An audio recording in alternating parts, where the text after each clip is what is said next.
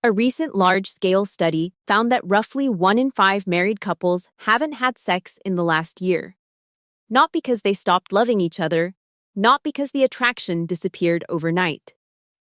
In almost every case I've studied, it happened slowly, quietly, for reasons neither partner ever said out loud. If you felt the distance grow in your own relationship and don't fully understand why, stay with me, because today we're talking about the real reasons married couples stop having sex, and none of them are what most people assume. Problem here's the assumption almost everyone makes, that a couple's sex life fades because the spark simply runs out over time. But research on long-term relationships tells a different story. Desire doesn't usually disappear on its own, it gets buried underneath years of small, unaddressed things that neither partner ever framed as a sex problem while they were happening. The most common cause therapists report isn't physical at all. It's accumulated resentment, the dishes that were never split evenly, the emotional labor that went unacknowledged, the moments one partner needed support and didn't get it. None of that looks like a bedroom issue on the surface. But intimacy requires a sense of safety and goodwill, and resentment quietly erodes both, long before either partner consciously connects the dots. The second major cause is what researchers call role fatigue, especially common once children enter the picture. When two partners spend all day functioning as co-managers of a household, schedule, and set of kids, it becomes genuinely difficult for the brain to switch from teammate mode back into a romantic, desiring mode at 10 o'clock at night. This isn't a character flaw in either partner. It's a completely predictable outcome of exhausted nervous systems. And here's what makes this so dangerous for marriages.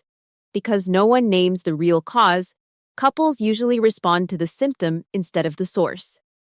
One partner interprets the lack of sex as rejection and stops initiating to protect themselves from feeling turned down. The other partner interprets the silence as relief or as evidence their spouse simply isn't interested anymore, and also stops initiating to protect themselves from feeling like a burden.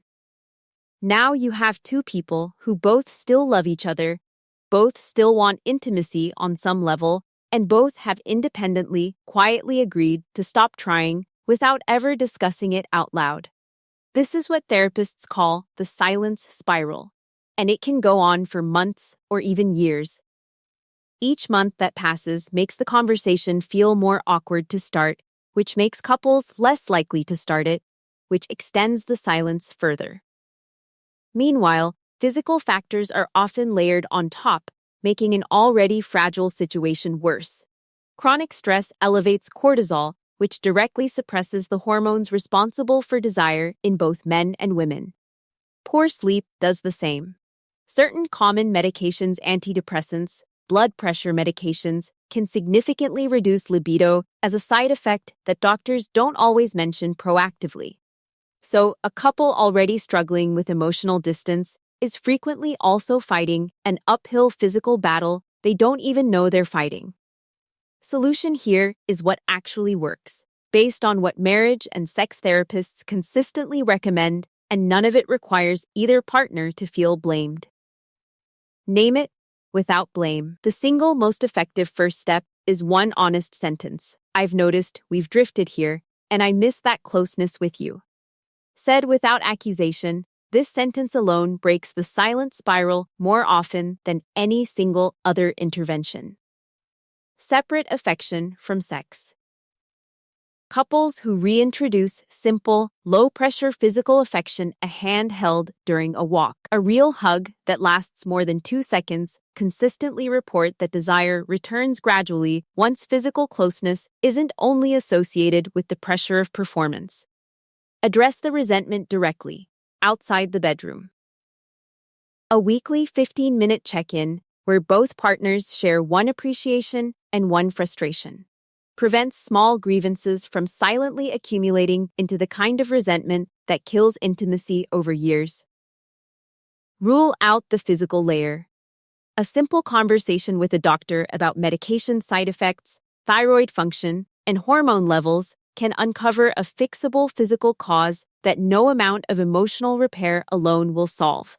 None of these steps require perfect timing or a dramatic conversation. They require one honest sentence, said this week, instead of another month of silence. If any part of this described your own marriage, you are far from alone, and this is far more fixable than the silence makes it feel. And if this helped you understand your own relationship a little better, subscribe. Because next week, we're covering the sex questions couples are too embarrassed to ask their doctor and the honest answers to every one of them.